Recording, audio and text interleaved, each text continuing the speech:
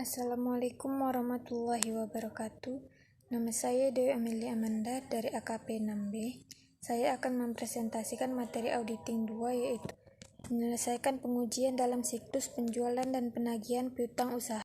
Baiklah, kita masuk ke materi yang pertama, yaitu auditor harus memenuhi tujuan audit yang terkait dengan saldo aset usaha. Yang pertama, piutang usaha dalam neraca saldo sama dengan mengajukan induk terkait dan total telah ditambahkan dengan benar, serta sama dengan buku besar umum atau detail ikatan. Yang kedua, piutang usaha yang nggak ada keberadaan. Yang ketiga, piutang usaha yang telah ada sudah dicantumkan atau kelengkapan. Yang keempat, piutang usaha sudah akurat. Yang kelima, piutang usaha telah kategori dengan benar atau klasifikasi. Yang keenam, visa batas aset usaha sudah benar.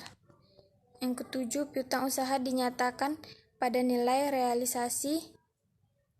Klien memiliki hak atas aset usaha. Baiklah, kita masuk ke materi yang kedua, yaitu ada tahapan metodologi untuk merancang penguji atas rincian saldo bagi aset usaha. Yang pertama, tahap 1.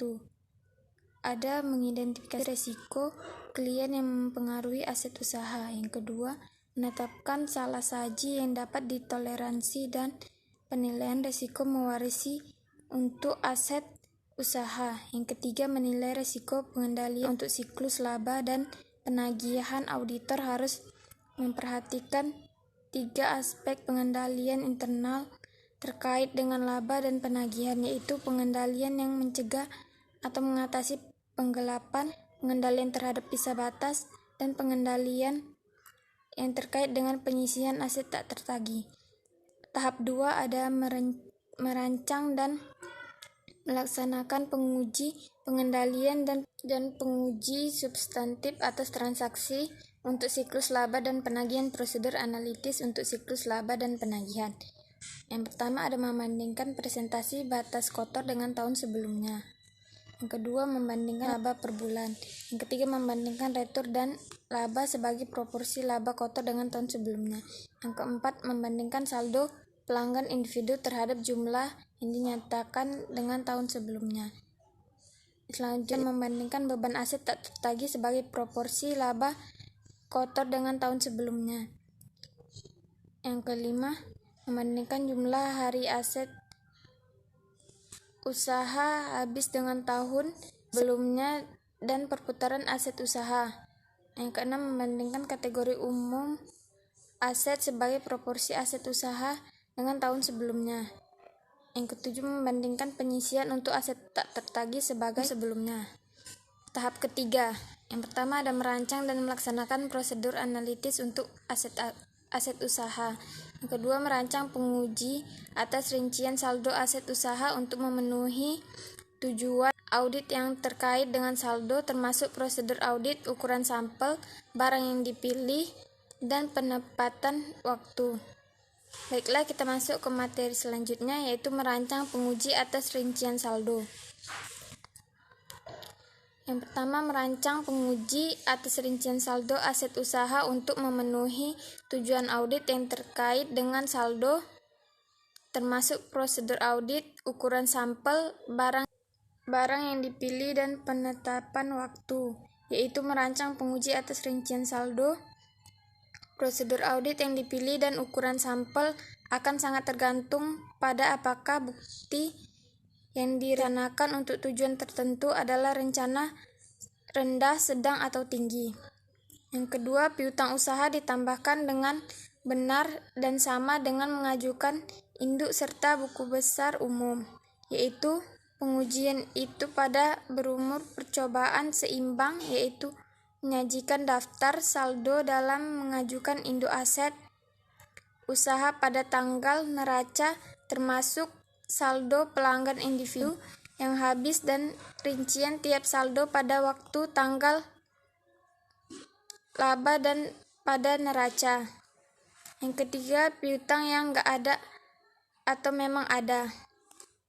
Konfirmasi saldo pelanggan merupakan penguji atas rincian saldo yang paling penting untuk menentukan keberadaan aset usaha yang nggak ada. Selanjutnya, piutang usaha yang ada telah dicantumkan, yaitu sulit bagi auditor untuk ujian saldo akun yang dihilangkan dari berumur percobaan seimbang kecuali mengandalkan pada sifat menyeimbangkan sendiri mengajukan induk aset usaha. Selanjutnya, piutang usaha sudah akurat, yaitu dengan melakukan konfirmasi akun dari neraca saldo. Piutang usaha kategori dengan benar, yaitu dengan mereview berumur percobaan balance untuk aset yang material. Selanjutnya, pisah batas atas aset usaha sudah benar, yaitu salah saja pisah batas terjadi hingga transaksi periode berjalan nggak ada dalam periode selanjutnya. Tujuan pisah batas untuk verifikasi apakah transaksi yang berakhir akhir periode akuntansi telah nggak ada pada periode yang tepat. Berikutnya, piutang usaha dinyatakan pada nilai realisasi, yaitu nilai realisasi aset usaha sama dengan aset usaha dikurangi penyisihan aset tak tertagih. Penyisihan dihitung dengan mengestimasi total jumlah aset usaha yang diperkirakan tidak dapat ditagih. Selanjutnya, klien memiliki hak atas aset usaha, yaitu auditor dapat mereview notulen rapat membahasnya dengan klien, ulangi dengan bank jagoan kontrak utang. Selanjutnya, pengajian dan pengungkapan aset usaha. Pengujian terhadap 4 tujuan audit yang terkait dengan penyajian dan pengumpulan pada umumnya dilakukan dengan bagian dari tahap penyelesaian audit, akan tetapi beberapa penguji atas penyajian dan pengungkapan dilakukan untuk memenuhi tujuan audit yang terkait dengan saldo. Mencapai kemadaian penyajian dan pengungkapan, auditor harus mengerti prinsip akuntansi yang diterima umum serta persyaratan penyajian dan pengungkapan. Selanjutnya, konfirmasi aset usaha. Tujuan adalah untuk memenuhi tujuan eksistensi, keakuratan, serta pisah batas 3 angka terhadap keharusan menggunakan konfirmasi, yaitu yang habis dan rincian tiap saldo pada waktu, tanggal, laba, dan pada neraca. Yang ketiga, piutang yang nggak ada atau memang ada. Hasil penguji substantif atas transaksi, prosedur analitis, dan penguji yang terinci. Yang kelima, jenis konfirmasi negatif biasanya membutuhkan sampel. Baiklah, kita masuk ke pemilihan barang untuk uji, yaitu akan diperlukan beberapa jenis stratifikasi pada sebagian besar konfirmasi.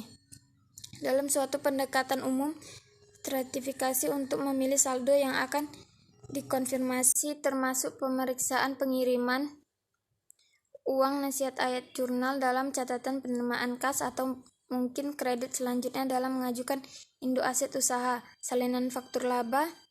Hal ini bermanfaat dalam korespondensi dengan klien. Biasanya auditor tidak perlu mereview korespondensi sebagai bagian dari prosedur alternatif, tetapi korespondensi dapat digunakan untuk mengungkap aset yang diperselisihkan dan yang meragukan yang tidak terungkap oleh cara lain. Barang yang telah dikembalikan kelalaian klien untuk catatan memo kredit dapat diakibatkan oleh perbedaan waktu atau pencatatan retur dari laba yang tidak tepat.